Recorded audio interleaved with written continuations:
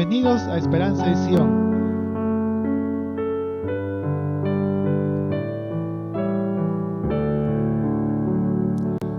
Apreciados hermanos, muy buenas tardes. Es una gran bendición estar al frente de ustedes y poder compartir un tema relacionado con la expiación.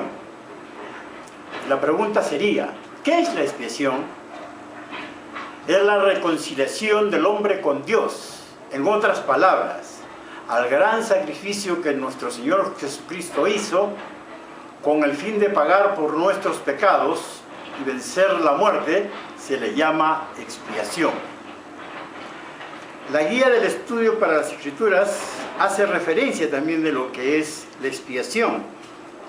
Y dice, expiar significa padecer el castigo del pecado, eliminando así los efectos del pecado, del pecador arrepentido, y permitiéndole reconciliarse con Dios. ¿Por qué es necesaria la expiación de nuestro Señor Jesucristo? La respuesta la tenemos en el libro de Mormón. Y justamente es en el libro de Alma que el Señor nos indica la respuesta. Él dice, porque es necesario que se realice una expiación, pues según el gran plan del Dios eterno, debe efectuarse una expiación, o de lo contrario, todo el género humano inevitablemente debe perecer. Sí, todos se han endurecido, sí, todos han caído y están perdidos, y de no ser por la expiación que es necesaria que se haga, deben perecer. Hermanos, la caída de Adán produjo dos clases de muerte en el mundo: la muerte física y la muerte espiritual.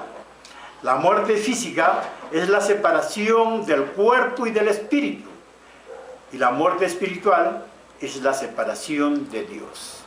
Ahora bien, sin la expiación de Jesucristo no se hubiera vencido esas dos clases de muerte, y debido a que nuestro Padre Celestial preparó un plan para salvarnos de la muerte física espiritual, y determinó que un Salvador viniera a la tierra y nos rescatara, es decir, nos redimiera de nuestros pecados y de la muerte. Debido a nuestros pecados y las debilidades de nuestro cuerpo mortal, hubiera sido imposible que nos rescatáramos a nosotros mismos. Aquel que fuese nuestro Salvador necesitaría estar libre de pecados y tener poder sobre la muerte. ¿Por qué era Jesucristo el único que podía expiar nuestros pecados? ¿Por qué no otra persona? Son varias las razones por las cuales Jesucristo era la única persona que podía ser nuestro Salvador. Una de ellas es que nuestro Padre Celestial lo eligió para hacerlo. Otra razón es que Él era el Hijo unigénito de Dios y por consiguiente tenía poder sobre la muerte. Jesús explicó, yo pongo mi vida para volverla a tomar. Nadie me la quita, sino que yo la pongo de mí mismo. Tengo poder para ponerla y tengo poder para volverla a tomar. Jesús también reunió los requisitos para ser nuestro Salvador, porque era la única persona que ha vivido sobre la tierra que no pecó, lo cual lo hizo digno de sacrificarse para pagar por los pecados de los demás. Cuando reflexiono sobre Jesucristo, me pregunto, ¿cuánto nos ama Jesucristo, que soportó la agonía física y espiritual por nosotros? ¿Cuán grande es el amor de nuestro Padre Celestial, que envió a su Hijo unigénito para que sufriera y muriera por el resto de sus hijos?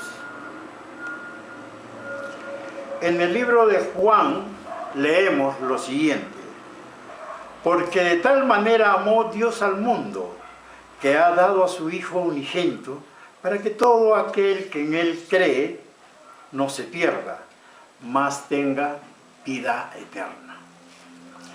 Mis apreciados hermanos, los invitamos a ver un video donde el presidente Nelson nos instruye acerca de la expiación. Veamos. Con humildad me uno al profeta Jacob, del libro de Mormón, quien preguntó, ¿por qué no hablar de la expiación de Cristo? Nuestro tercer artículo de fe trata ese tema. Creemos que por la expiación de Cristo, todo el género humano puede salvarse mediante la obediencia a las leyes y ordenanzas del Evangelio. Sin embargo, para comprender la expiación de Cristo, primero debemos comprender la caída de Adán. Y antes de comprender la caída, primero debemos comprender la creación. Estos tres componentes vitales del plan de salvación están relacionados entre sí. La creación culminó con Adán y Eva en el jardín de Edén, quienes fueron creados a la imagen de Dios, con cuerpos de carne y huesos. Por haber sido creados a la imagen de Dios, y no siendo mortales aún, no podían envejecer, ni morir. Y no hubieran tenido hijos, ni habrían experimentado las pruebas de la vida. Por favor, perdónenme por mencionar a los hijos y las pruebas en la misma frase. La creación de Adán y Eva fue paradisíaca, o sea, debían experimentar un cambio importante antes de poder cumplir con el mandamiento de tener hijos, y así proveer cuerpos terrenales para los premortales hijos e hijas espirituales de Dios. Y eso nos lleva a la caída. Las Escrituras nos enseñan que Adán cayó para que los hombres existiesen, y existen los hombres para que tengan gozo. La caída de Adán y Eva comprendió la creación mortal y trajo consigo los cambios requeridos en sus cuerpos, incluso la circulación de la sangre, como así también otras modificaciones. Ahora podían tener hijos, y ellos y su posteridad estaban sujetos a las heridas, las enfermedades y la muerte. Y un Creador amoroso los bendijo con el poder sanador por el cual se podían preservar la vida y las funciones de los preciosos cuerpos físicos. Por ejemplo, si los huesos se rompen, pueden volver a soldarse, las heridas pueden sanar, y milagrosamente, una pérdida de sangre puede detenerse al activarse ciertos componentes de esa misma sangre que se está vertiendo. Piensen en lo maravilloso del poder de sanar. Si pudieran crear algo que se reparara solo, crearían la vida en perpetuidad. Por ejemplo, si pudieran crear una silla que reparara su propia pata rota, la vida de esa silla no tendría límite.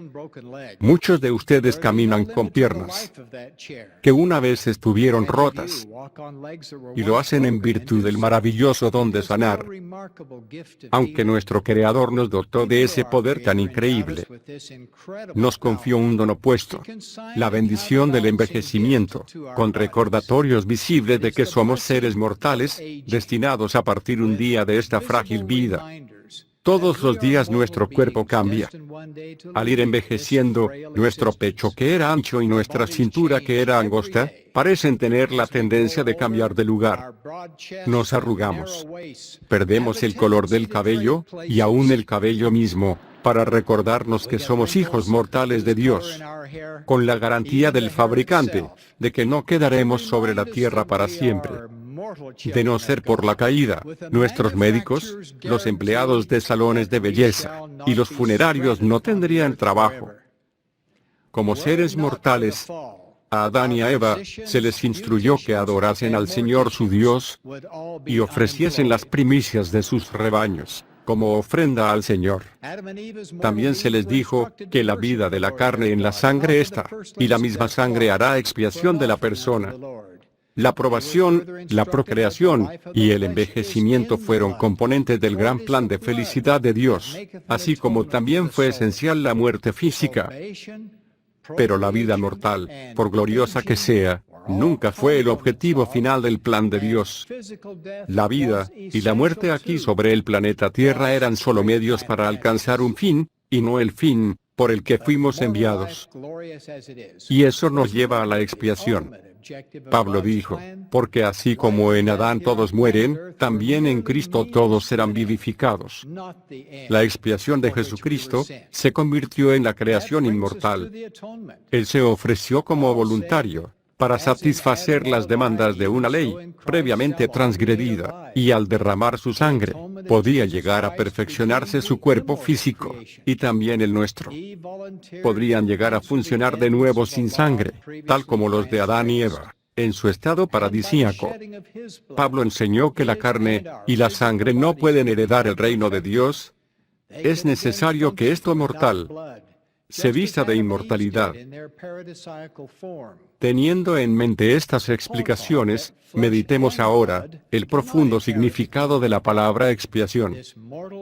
En el idioma inglés, la palabra se compone de tres elementos, at-one-ment, que sugieren ser una persona una con otra. En español, y en algunos otros idiomas, la palabra significa reconciliación. Expiación significa borrar las culpas por medio de un sacrificio.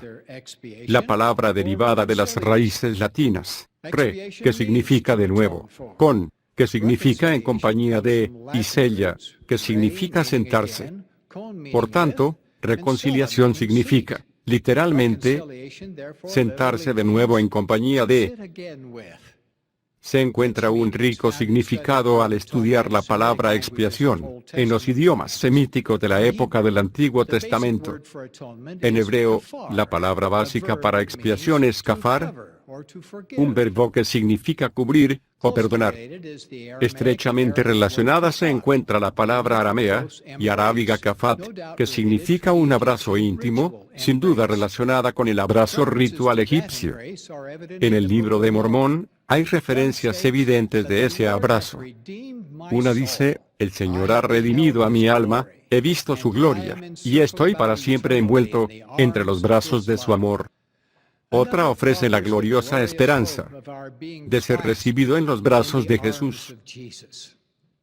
Lloro de gozo al contemplar el significado de todo esto.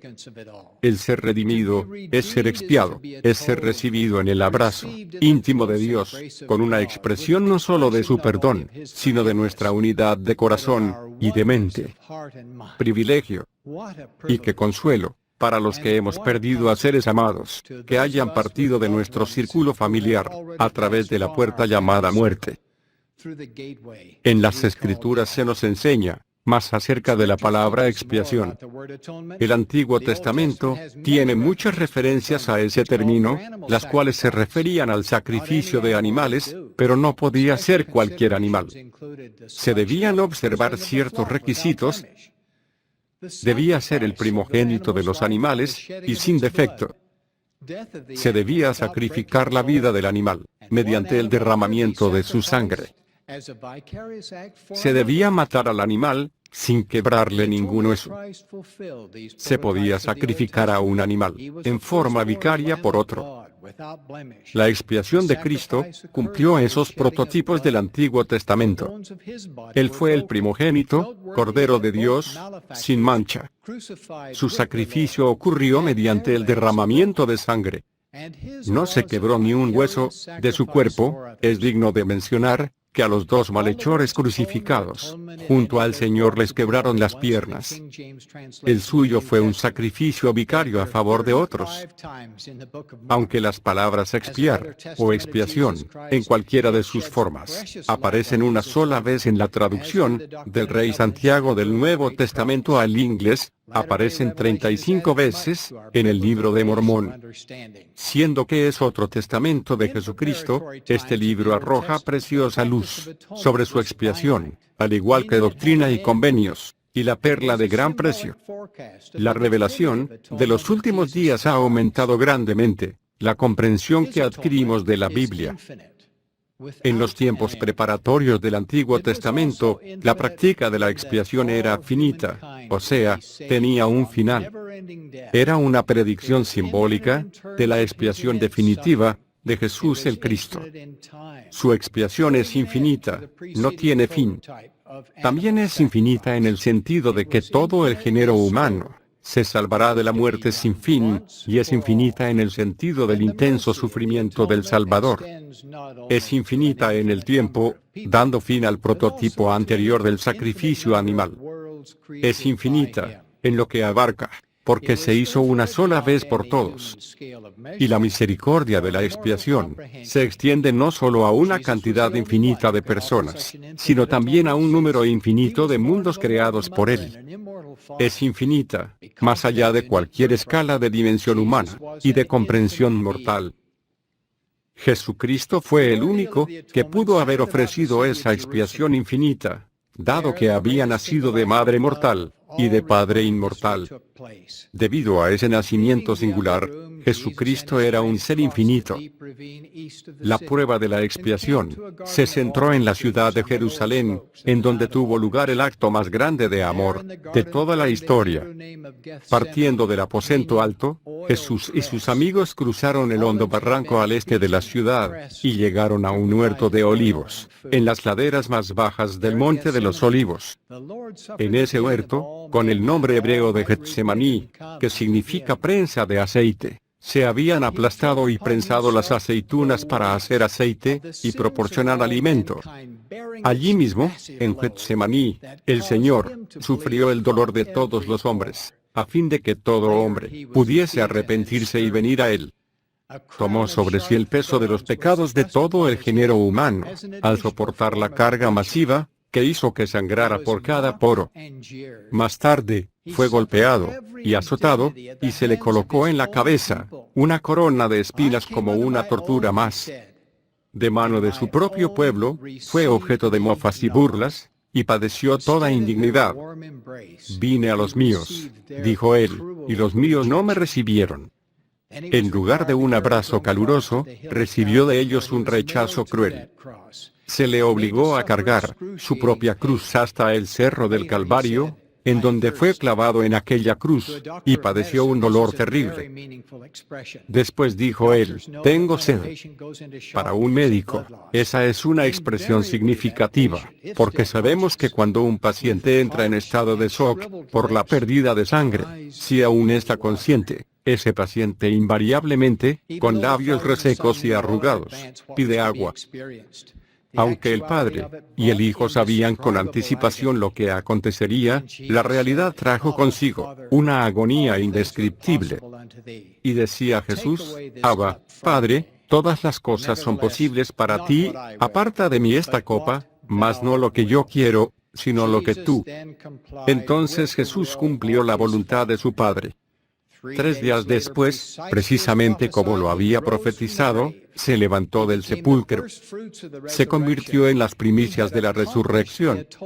Había cumplido la expiación, la cual daría inmortalidad y vida eterna a todo ser humano obediente. Todo lo que se desvió por causa de la caída, se corrigió con la expiación. El don de la inmortalidad, que nos dio el Salvador, es para todos los que han vivido, pero su don de la vida eterna requiere el arrepentimiento y la obediencia a ciertas ordenanzas y convenios. Hay ordenanzas esenciales en el Evangelio que simbolizan la expiación. El bautismo por inmersión es simbólico de la muerte, sepultura y resurrección del Redentor. El participar de la Santa Cena renueva los convenios bautismales, y también renueva nuestro recuerdo del cuerpo quebrantado del Salvador, y la sangre que derramó por nosotros. Las ordenanzas del templo simbolizan nuestra reconciliación con el Señor, y sellan a las familias para siempre. La obediencia a los convenios sagrados, hechos en el templo, nos hace merecedores de la vida eterna, el don más grande de Dios a la humanidad, el propósito y finalidad de nuestra existencia. La creación requería la caída la expiación. La expiación hace posible que se cumpla el propósito de la creación. La vida eterna, hecha posible por medio de la expiación, es el propósito supremo de la creación. Para expresar esta declaración en forma negativa, diremos que si las familias no se sellaran en los santos templos, toda la tierra sería totalmente asolada. Los propósitos de la creación, de la caída y de la expiación se centran en la obra sagrada que se realiza en los templos de la Iglesia de Jesucristo de los Santos de los Últimos Días. La tierra se creó y la iglesia se restauró para hacer posible que una esposa se sellara a su esposo, los hijos a sus padres, las familias a sus progenitores, por los siglos de los siglos.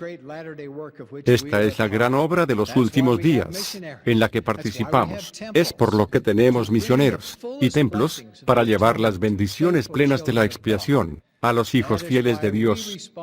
Es por eso que respondemos a los llamamientos que nos hace el Señor. Cuando entendemos su expiación voluntaria, cualquier sentimiento de sacrificio de nuestra parte queda totalmente opacado por un profundo sentimiento de gratitud por el privilegio de servirle a Él. Como uno de los testigos especiales del nombre de Cristo en todo el mundo, testifico que Él es el Hijo del Dios viviente. Jesús es el Cristo, nuestro Salvador y Redentor. Esta es su iglesia, restaurada para bendecir a los hijos de Dios y preparar al mundo para la segunda venida del Señor. Así lo testifico, en el sagrado nombre de Jesucristo. Amén. Hermanos, nuestros pecados son nuestras deudas espirituales. Sin Jesucristo, nuestro Salvador y mediador, todos pagaríamos por nuestros pecados por medio de la muerte espiritual. Pero debido a Él, y si cumplimos con los términos que nos ha impuesto, que son arrepentirnos para ejercer la fe y guardar sus mandamientos, y cumplir con los requisitos de los convenios que hemos hecho con Él, regresaremos a vivir con nuestro Padre Celestial. Yo sé que Jesucristo nos ha proporcionado la forma de ser sanados de nuestros pecados. Él dijo: he venido al mundo para traer redención al mundo, para salvar al mundo del pecado. Por tanto, al que se arrepintiere y viniere a mí como un niño pequeñito, yo lo recibiré. De los tales es el reino de Dios. He aquí, por estos he dado mi vida y la he vuelto a tomar. Así pues, arrepentíos y venid a mí, vosotros extremos de la tierra, y sed salvos. En el nombre de Jesucristo. Amén.